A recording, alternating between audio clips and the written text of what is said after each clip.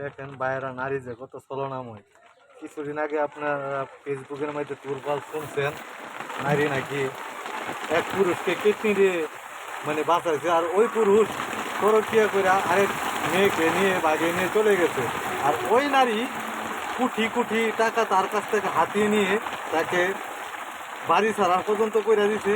আর ওই নারী আরেকজনের সাথে পরকিয়া করে ধরা খায়া আর ওই পুরুষের নামে কলঙ্ক ছড়াইছে। হাইরে নারী!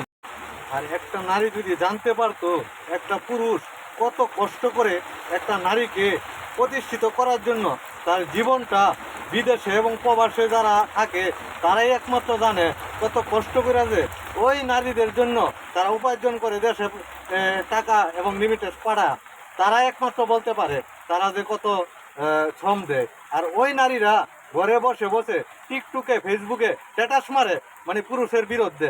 আপনাদের কাছে বিচার লইল ভাইয়েরা, পুরুষটা নাকি কিডনি দিয়েও তারে আটকাইতে পারে নাই। হ্যাঁ, আসলে বাকি উলায় নগদ উলারে দেওয়া, বুঝছেন নি ভাই? এই হচ্ছে বাংলাদেশের পরিস্থিতি।